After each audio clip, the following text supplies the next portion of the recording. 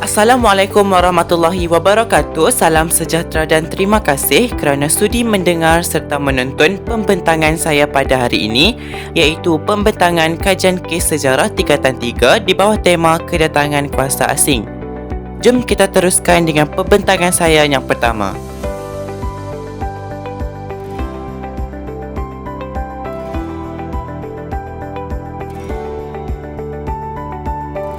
Pernyataan atau permasalahan bagi kajian ini adalah kegiatan ekonomi sara diri di Tanah Melayu sebelum kedatangan kuasa barat.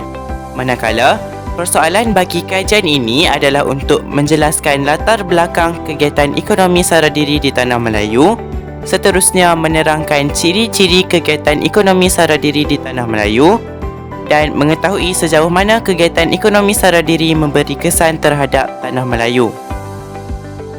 Selain itu, objektif bagi kajian ini adalah untuk mengkaji latar belakang kegiatan ekonomi sara diri di Tanah Melayu, menghuraikan kesan-kesan kegiatan ekonomi sara diri dan mengetahui ciri-ciri kegiatan ekonomi sara diri di Tanah Melayu. Antara kaedah yang saya gunakan untuk menyempurnakan kajian ini adalah kaedah penyelidikan perpustakaan, di mana maklumat daripada kaedah ini tepat dan sesuai dengan kajian yang dijalankan melalui pembacaan. Dari pembacaan tersebut, saya dapat mengetahui latar belakang ekonomi sara diri. Kemudian, saya juga menggunakan kaedah melayari internet di mana saya dapat mengetahui kesan-kesan ekonomi sara diri dengan lebih terperinci daripada maklumat yang diperolehi dari internet. Akhir sekali, saya juga menggunakan kaedah audio-visual dengan menonton YouTube bagi mengetahui ciri-ciri kegiatan ekonomi sara diri.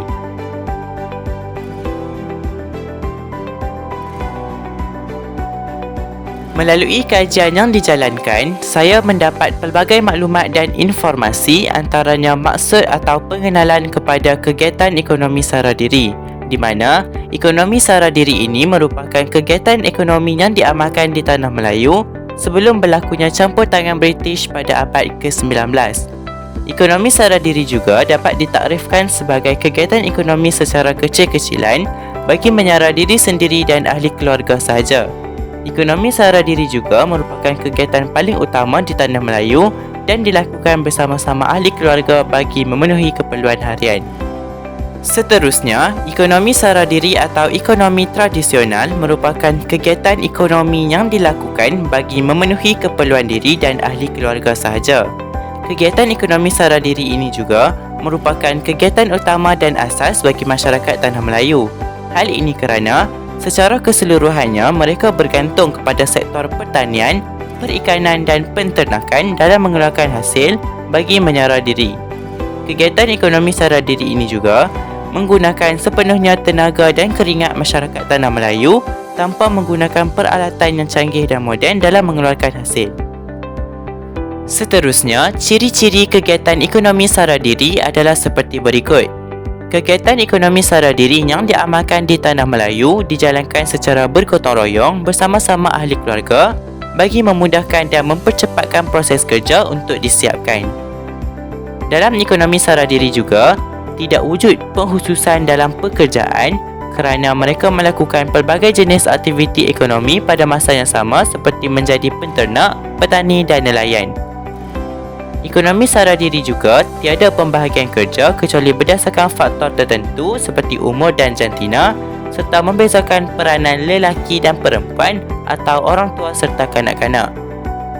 Selain itu, kegiatan ekonomi sara diri juga hanya berskala kecil dan diusahakan secara kecil-kecilan bagi kegunaan diri sendiri dan keluarga tanpa menghasilkan sesuatu keperluan untuk orang lain.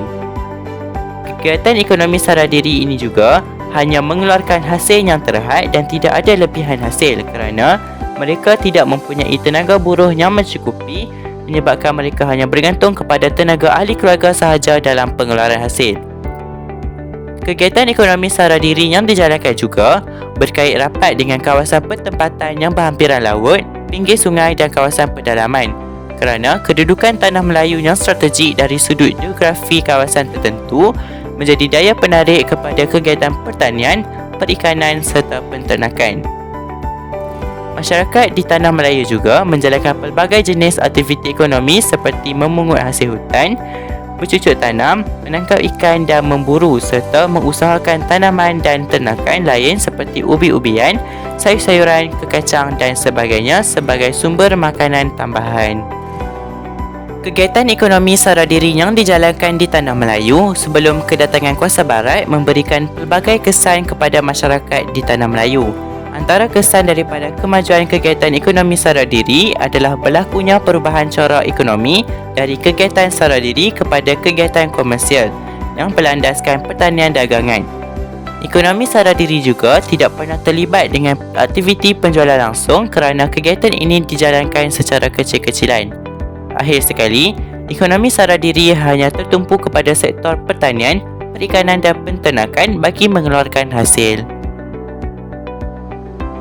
Kemudian, melalui kajian ini, terdapat beberapa cadangan untuk meningkatkan ekonomi, iaitu menggalakkan penggunaan teknologi moden kerana dengan penggunaan teknologi moden ini, lebih banyak hasil dapat dikeluarkan. Selain itu, cadangan untuk meningkatkan ekonomi adalah melalui pembukaan lebih banyak peluang pekerjaan kerana melalui pembukaan pekerjaan ini, lebih banyak hasil yang dapat dihasilkan daripada tenaga pekerja yang ramai. Akhir sekali adalah melakukan jalinan hubungan diplomatik dalam sistem ekonomi agar berlakunya kolaborasi dalam daluan negara untuk memajukan sektor ekonomi. Baiklah, akhir sekali rumusan atau kesimpulan daripada kajian ini adalah melalui kajian ini, banyak pengetahuan yang saya perolehi seperti ciri-ciri ekonomi yang dijalankan di Tanah Melayu dan sebagainya. Pelbagai nilai dan impak positif yang saya perolehi daripada kajian ini seperti kesabaran dan ketekunan. Sebagai rakyat yang rasional dan mempunyai toleransi, kita mestilah bersama-sama mengambil tanggungjawab dalam memajukan ekonomi negara, tidak kira dari sudut dan aspek yang berbeza. Sekian untuk pembentangan kali ini. Terima kasih.